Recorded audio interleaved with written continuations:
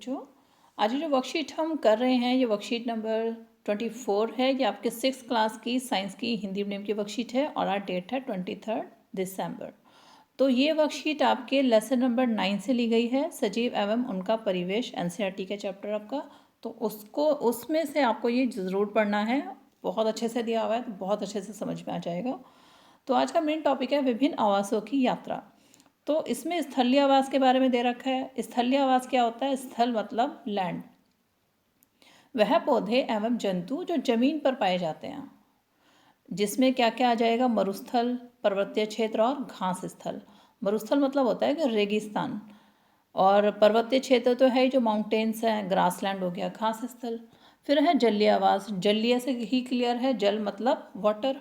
तो जलीय आवास जो वह पौधे एवं जंतु जो जल में पाए जाते हैं वो क्या, वो उनका आवास क्या है? जलीय।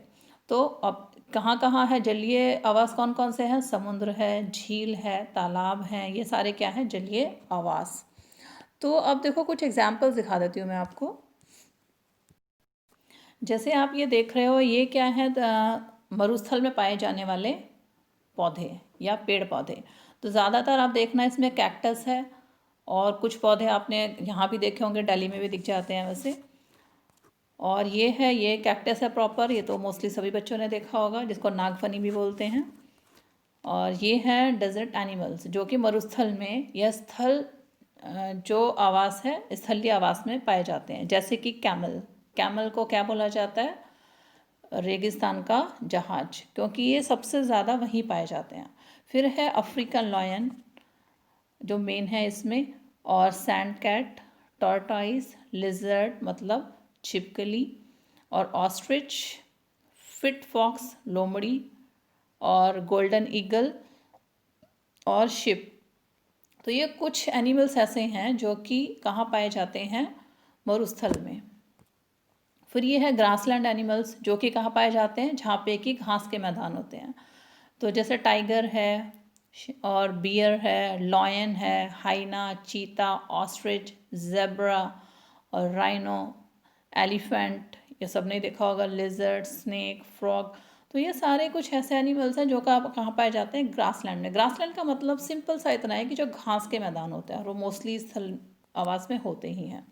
फिर ये है वाटर एनिमल्स, जो कि कहाँ पाए जाते हैं? जलीय आवास में।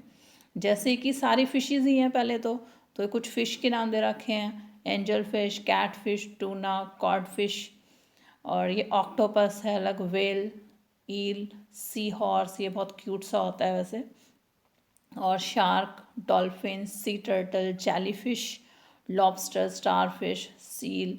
तो ये इनके नाम याद रख लेना आप, थोड़े बहुत जो मेन मेन है। क्रोकोडाइल हो गया, क्रैब हो गया। तो ये सारे क्या है आपके? Water animals. फिर है सी एनिमल्स, जो कि समुद्र में ज़्यादातर पाए जाते हैं। तो वो एक ही जैसे ही होंगे मोस्टली, ज़्यादा डिफरेंस नहीं है इसमें। जैसे क्रैब है, डॉल्फिन है, शेल है, ऑयस्टर है, सील है। तो ये सारे भी वही हैं सेम। तो अब देख लेते हैं इसमें आगे क्या दे रखा है। स्थलीय पौधों की अनुकूलन विशेषताएं, मतलब कि जो स्थल पे पौधे रहते हैं उसमें क्या ऐसे स्पेशल अडेप्टेशंस हैं, खासियतें हैं कि वो स्थल पर आराम से रह पाते हैं। जैसे अच्छी तरह से विकसित जड़ें, इनकी जो जड़ें होती हैं वो काफ़ी विकसित होती हैं, मजबूत होती हैं। पत्तियाँ बहुत छोटी होती हैं या कांटों का रूप ले लेती हैं। फिर तना हरा और मार्शल होता है, तना ग्रीन होता है और मजबूत होता है। तना एवं मोम तथा तना एक मोम परत से ढका होता है, जिससे से पौधे को जल संरक्षण में सहायता मिलती है। जैसे कैक्टस, अब जो कैक्टस है उसकी जो पत्तियां जैसा जो पोर्शन दिखता है वो बेसिकली उसका तना है, और जो कांटे दिखते हैं उस पर वो उसकी पत्तियां होती हैं। तो वो मेन इसलिए ही होती हैं कि जो पौधे जो ये वाले पौधे हैं ये एक तरीके से पानी की बचत कर रहे होते हैं, और ये कम पानी में भी सर्वाइव कर जाते हैं। फिर तो ज़्यादातर मरुस्थल में पाए जाते हैं। फिर है जलीय पौधों की अनुकूलन विशेषताएं, जैसे पौधों में जड़ें आकार में बहुत छोटी होती हैं एवं पौधे को तलहटी में जमाए रखती हैं। तो जब इसके जो वाटर का लेवल होता है नीचे का जो, उससे ये पौधे को वहाँ से कनेक्ट करके रखती हैं। और पौधे का तना लंबा होता है, खोखला होता है एवं हल्का होता है। अगर सोचो पौधे का जो तना है भारी होता तो क्या होता? ये डूब जाता। तो इसी वजह से इसलिए तैर पाता है, लंबा होता है तो नीचे तक रह पाता है। पत्तियां एवं फूल जल की सतह पर तैरते हैं। तो जो भी ज़्यादातर जलीय पौधे हैं उनकी जो पत्तियां हैं वो सतह पर तैर रही होती हैं। पत्तियां में खासियत क्या होती है उसकी, ये पॉइंट सबसे मेन है। पत्तियां मोमी परत से ढकी होती हैं जिससे जल से हानि न हो सके, जैसे कमल।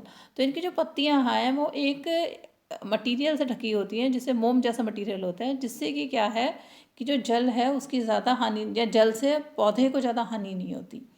तो जैसे कमल का इसने एग्जाम्पल दे रखा है। अब ये आगे देख लो, नीचे बने चित्रों को जलीय या स्थलीय में पहचानिए और रंग भरिए। तो आपको ये बनाने पड़ेंगे, तो जैसे भी बनते हैं बना लेना, और इसमें कलर करना है आपको, और ये लिखना है कि स्थलीय हैं जलीय हैं क्या है, बस दो में बांटने हैं। तो शेर है, अभी आपको मैंने दिखाया भी था, शेर क्या है, स्थलीय। तो यहाँ पे लिख दोगे स्थलीय आवास। ठीक है। अब जो कमल है ये क्या है, कमल अभी आपने इसमें नीचे पढ़ा भी था, जलीय में है ना, तो ये है जलीय आवास। तो इसको लिख दोगे जलीय आवास।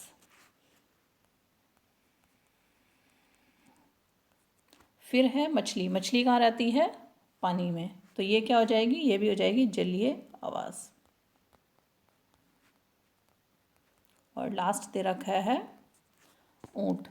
तो ऊंट अभी मैंने आपको बताया था, ये क्या था, मरुस्थल में रहता है वैसे तो, लेकिन हम इसको लिखेंगे किस में, इसको हम लिखेंगे स्थलीय आवास में। ठीक है, तो ये आ जाएगा स्थलीय आवास। तो आज की वर्कशीट में तो इतना ही है, बस आप इसको कर लेना। तो थैंक यू बच्चों।